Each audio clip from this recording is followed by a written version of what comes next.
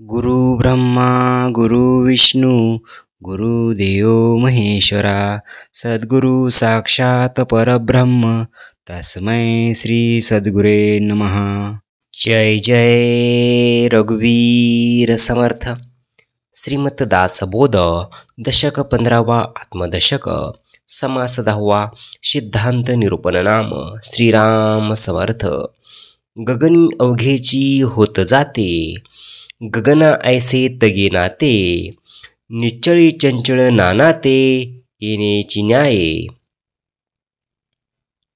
आता सध्या दशक 15वा आत्मदशक सुरू असून मागील आठवड्यामध्ये आपण या दशकातील समास 9वा पिंडोत्पत्ती निरूपण नाम या समासाचे श्रवण केले।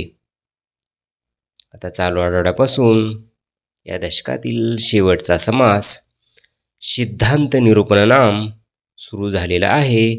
या समासाच्या पहिल्या ओळीत श्री समर्थ म्हणतात की आकाशात अनेक घटना होतात आणि जातात, त्या आकाशासारख्या टिकून राहत नाहीत। त्याचप्रमाणे निश्चळ परब्रह्माच्या ठिकाणी चंचळ येते आणि जाते। अंधार दाटला बळे वाटे गगन काळे रवी किने ते पिवळे सवेची वाटे। श्री समर्थ आता दुसऱ्या ओळीत सांगतात की ज्यावेळी आकाशात बळेच अंधार दाटून येतो तेव्हा आकाश काळे झाले आहे असे वाटते, पण सूर्यप्रकाश जेव्हा आकाशात पसरतात तेव्हा ते पिवळे झाले असे वाटते। उदंड हिव जेव्हा पडले गमे गगन थंड झाले उष्ण झळेने वाळले ऐसे वाटे। श्री समर्थ या ओळीत सांगतात की जेव्हा अतिशय थंडी पडते तेव्हा आकाश थंडे झाले असे वाटते व कडक उन्हामुळे ते जणू वाळून जाते। ऐसे जे काही वाटले ते झाले आणि गेले आकाशासारखे तगले हे तो घडेना। श्री समर्थ म्हणतात की असे जे वाटते ते येते आणि जाते, पण काही ते आकाशासारखे टिकून राहत नाही।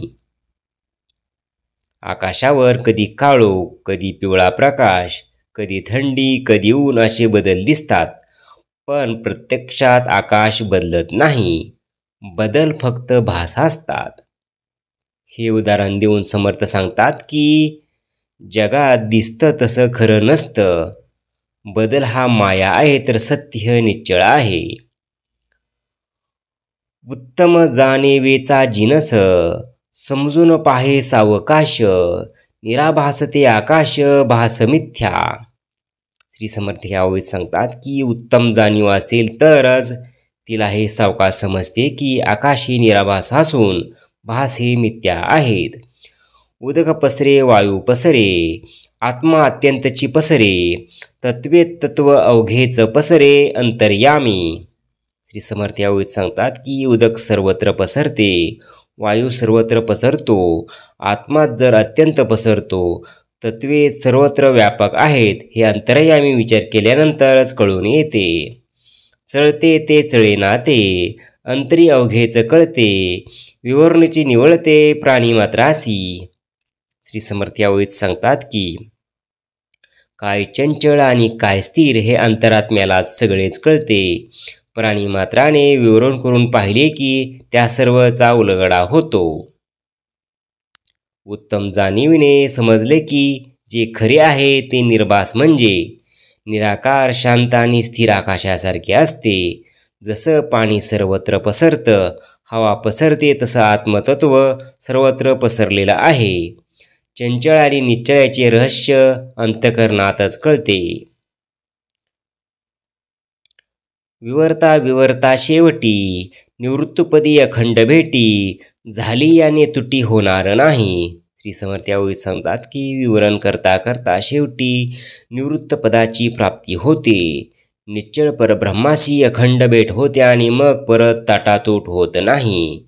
जेथे ज्ञानाचे होते विज्ञान आणि मनाचे होते उन्मन तत्वनिर्षणे अनन्य विवेके होते। श्री समर्थ या ओळीत सांगतात की अशा प्रकारे आत्मसाक्षात्कार झाला की द्वैत राहतच नाही. ज्ञानाचे विज्ञान होते, मनाचे उन्मन होते आणि सारासार विवेकाने तत्वाची निरसन होऊन जीव परब्रह्माशी अनन्य म्हणजे एकरूप होतो. वडिलाश शोधून पाहिले तो ते चंचळाशे निश्चळ झाले, देवभक्तपण गेले ते ठाई. श्री समर्थ यावेळी सांगतात की अंतरात्म्याला शोधून पाहिल्यानंतर चंचळ अंतरात्मा निश्चळ परब्रह्म झाला आणि त्या ठिकाणी देवभक्तपणाही एकवटला. देव आणि भक्त असे द्वैत उरलेच नाही. सतत विचार अभ्यास करत करत शेवटी आत्मशांती मिळते, जी कधीही तुटत नाही. जिथे ज्ञानाचे विज्ञान होते, म्हणून मन होते, चंचळ मन स्थिर होते व देव व भक्तपण नष्ट होऊन अद्वैत ज्ञान प्रकटते. ठाव मनता पदार्थ नाही, पदार्थ मात्र मुळी नाही, जैसे तैसे बोलू काही कळावया. श्री समर्थ म्हणतात की तेथे वगैरे शब्द वापरले खरे, पण तेथे पदार्थ मात्र काहीच नाही. तसे सुचले की कळण्यासाठी बोललो एवढेच. अज्ञानशक्ती निरसली, ज्ञानशक्ती मावळली, वृत्तेशून्य कैसी झाली स्थिती पहा. श्री समर्थ ते सांगतात की अज्ञानशक्तीचे निरसन झाले, ज्ञानशक्ती मावळली म्हणजे तिच्या परब्रह्माच्या ठिकाणी लय झाला, वृत्तीस्थिती शून्य स्थिती प्राप्त झाली. मुख्य शक्तिपात तो ऐसा, नाही चंचळाचा वळसा, निवांती निवांत कैसा निर्विकारी. श्री समर्थ यावेळी सांगतात की सद्गुरु कृपेने शिष्याच्या अंतरीचा चंचळपणा संपूर्ण नष्ट होऊन प्रत्यक्ष ब्रह्मस्वरूप होणे हाच मुख्य शक्तिपात होय, असे समर्थ म्हणतात. मुख्य शक्तिपाताच्या ठिकाणी चंचळाचा वळसा म्हणजे भोवरा नाही. तेथे साधक शिष्य निर्मळ निर्वाकार अशा परब्रह्माच्या स्थायी स्थिर होतो. चंचळाचे विकार बालटे, ते चंचळची जेथे आटे, चंचळ निश्चळ घनवटे हे तो घडेना. श्री समर्थ यावेळी सांगतात की चंचळाच्या विकाराच्या अग्रे शाखा मुख्य चंचळच तेथे नाहीसे झाल्याने शिल्लक उरत नाहीत. चंचळ आणि निश्चळ मिसळणे हे तर कधी घडत नाही. ठाव म्हणजे एखादी वस्तू, परंतु प्रत्यक्षात पदार्थ मुळीच नाही, फक्त भास आहेत. अज्ञानशक्ती नष्ट झाल्यावर ज्ञानही शांत होते, तेव्हा मन वृत्तीरहित होते. मुख्य ज्ञानाची अवस्था अशी आहे की त्यात चंचलतेचा विकाराचा काहीच वास नसतो. चंचळाचे विकार संपवणं शक्य नाही, कारण चंचलता स्वतः भास आहे. महावाक्याचा विचारू तो संन्यासास अधिकारू, दैवी कृपाचा जो नरू तोही विवरान पाहे. श्री समर्थ म्हणतात की महावाक्याचा विचार करण्याचा अधिकार फक्त संन्याशांनाच असतो. संन्याशी म्हणजे षडन्याशी, विचारवंत सर्व संन्याशी, आपण आपली करणे आपणासी निश्चयेसी. श्री समर्थ येथे सांगतात की संन्याशी म्हणजे जो षड म्हणजे 6 गोष्टीचा विरोध करतो. ब्रह्मविचार करणारे सर्व संन्याशीच होय. जगदीश ओळल्यावरी तेथे कोण अनुमान करी, आता असो हे विचारी विचार जाणती. श्री समर्थ म्हणतात की जगदीश एकदा प्रसन्न झाल्यानंतर ते तो अनुमान करण्याची काय आवश्यकता आहे.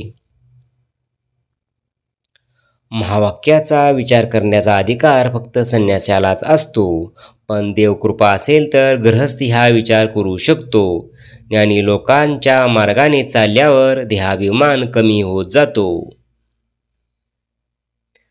जे जे विचारी समजले ते ते निस्संग होऊन गेले, देहाभिमानी जे उरले ते देहाभिमानी रक्षती.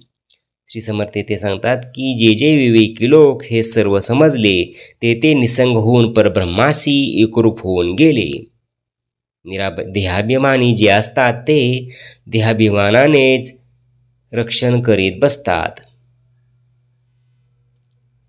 लक्षी बसले अलक्ष, उडून गेला पूर्वपक्ष, हेतुरूपे अंतरसाक्ष तोही मावळला. श्री समर्थ ते सांगतात की ज्याच्या मनात ब्रह्म ठसले त्याच्या बाबतीत पूर्वपक्ष म्हणजे माया उडून जाते आणि अंतरात्मा जो हितरूप असतो तोही मावळतो. आकाश आणि पाताळ दोन्ही नामे अंतराळ, काढिता दृश्याचे चढळ अखंड जाणे. श्री समर्थ म्हणतात की आकाश आणि पाताळ दोन्ही वास्तविक अंतराळात आहेत. त्याच्यामध्ये दृश्याचा जो पडदा आहे तो काढला की अखंड होतो. ते तो अखंडची आहे. मन उपाधी लक्षून पाहे, उपाधी निर्सेस आहे शब्द कैसा. शब्द पर कल्पने सर, मन बुद्धी अगोचर, विचारे पहा विचार अंतर्यामी. श्री समर्थ म्हणतात की लक्ष एकाग्र झाल्यानंतर आतले अज्ञान विवाद नष्ट होतात. आकाश व पाताळ ही दोन्ही नावे आहेत, पण दोन्हीच्या पलीकडे निर्विकार सत्य आहे. जेव्हा मन ही उपाधी नष्ट होते तेव्हा शब्द व कल्पना निरर्थक ठरतात. आत्मशब्द शब्दांनी कधीच सांगता येत नाही, ते फक्त अनुभवानेच कळते. पाहता पाहता कळो येते, कळले तितके व्यर्थ जाते, अवघड कैसे बोलावे ते कोण्या प्रकारे. श्री समर्थ म्हणतात की पाहता पाहता कळू लागले, पण कळले अशी जाणीव राहता कामा नये. ती राहिली तर मग कळू नये ते न कळल्यासारखेच होते. वाक्यार्थ वाच्यांश बोलिला, अलक्षी लक्षांश बुडाला, पुढे समजून बोलला कोणीतरी. शाश्वतात शोधित गेला, तेने ज्ञानी साच झाला, विकार सांडून मिळाला निर्विकारी. श्री समर्थ ते सांगतात की शब्दार्थ शोधार्थाना लक्षार्थ म्हणजे खरे तत्व गोसू लागते. शाश्वत सत्य शोधताना ज्ञान प्रकटते व विकार नष्ट होतात. स्वप्न जागे झाल्यानंतर जसे मिथ्या वाटते तसे संसारही ज्ञानाने मिथ्या दिसतो. स्वप्न उदंड देखिले, जागे होता लटके झाले, पुन्हा जरी आठवले तरी ते मिथ्या. श्री समर्थ म्हणतात की एखाद्याला स्वप्न पडले आणि पण तो जागा झाला की ते स्वप्न मिथ्या असे वाटते. प्रारब्ध योग्या देह असे अथवा नासे, विचार अंतरी बैसे चळेना ऐसा. श्री समर्थ ते म्हणतात की प्रारब्ध योग असाच असतो, त्याप्रमाणे देह राहतो व नष्ट होतो, पण ब्रह्मविचार जो अंतरात दृढ झालेला असतो तो चळत नाही. बीज अग्नीने भाजले, त्याचे वाढणे खुंटले, ज्ञात्यास तैसे झाले वासना बीज. श्री समर्थ ते सांगतात की बीज जर अग्नीने भाजले की ते पुन्हा उगवत नाही, परत त्याला अंकुर येऊ शकत नाहीत. ज्ञानाच्या बाबतीतही तसेच घडते. त्याचे वासना बीज ज्ञानाग्नीने भाजले गेल्याने त्यास परत अंकुर फुटत नाहीत. त्याच्या मनात परत वासना निर्माण होत नाही, त्यामुळे त्याला परत जन्म घ्यावा लागत नाही. विचारे निश्चळ झाली बुद्धी, बुद्धीपासी कार्यसिद्धी, पाहता वडिलाची बुद्धी निश्चळ गेली. श्री समर्थ म्हणतात की विवेकाने ज्ञात्याची बुद्धी आत्मस्वरूपी स्थिर झालेली असते. त्या स्थिर बुद्धीमुळेच कार्यसिद्धी होत असते. पूर्वी झालेले साधू संत यांची बुद्धीही निश्चळ परब्रह्मात समृसून गेली होती. शरीर प्रारब्धाने मिळते, ते टिकेल किंवा जाईल, पण ज्ञानीच्या अंतरात बदल होत नाही. जसं भाजलेलं बीज उगवत नाही तसंच ज्ञानीची वासनाही नष्ट होते, पण पुन्हा ती परत येत नाही. सतत विचार केल्याने बुद्धी निश्चळ होते आणि मग कार्यसिद्धी होते. निश्चळास ध्यातो तो निश्चळ, चंचळास धातो तो चंचळ, भूतास ध्यातो तो केवळ भूत होय. जो पावला शेवटवरी, तयासे काहीच न करी, अंतर्निष्ठा बाजीगरी तैसी माया. श्रीमर्थ म्हणतात की जो निश्चळाचे ध्यान करतो तो निश्चळ होतो, जो चंचळाचे ध्यान करतो तो चंचळ होतो, आणि जो केवळ भूतास ध्यातो तो भूतच होतो. जो परब्रह्मापर्यंत पोचतो त्याला हे काहीच करत नाहीत. जे अंतर्निष्ठ आणतात त्यांची माया म्हणजे गारुड विद्येप्रमाणे मिथ्या भासते. मिथ्या ऐसे कळू आले, विचाराने सुदृढ झाले, अवघे भयच उडाले अकस्मात. समर्थ ते सांगतात की माया मिथ्या असे कळून येते आणि निरंतर विचाराने ते अंतरात सदृढ होते. त्या योगे अकस्मात सर्व प्रकारचे भयच नाहीसे होते. उपासनेने उत्तीर्ण व्हावे, भक्तजन वाढवावे, अंतरी विवेके समजावे सकळ काही.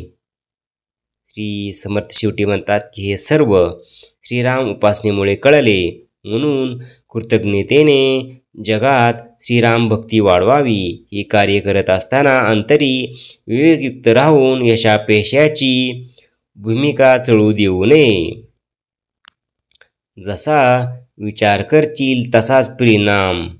निश्चळास ध्याल तर निश्चळ व्हाल, चंचळास ध्याल तर चंचळ व्हाल. अगदी शेवटच्या अवस्थेत माया काही करू शकत नाही. माया मिथ्या हे दृढ कळल्यावर सर्व भीती नष्ट होते. भक्तांनी उपासनेत उत्तीर्ण व्हावं, विवेक वाढवावा आणि मग सर्व काही अंतःकरणात स्पष्ट होते. इति श्रीदासबोधे गुरु शिष्य संवादे सिद्धांत निरूपण नाम समास 10वा. जय जय रघुवीर समर्थ.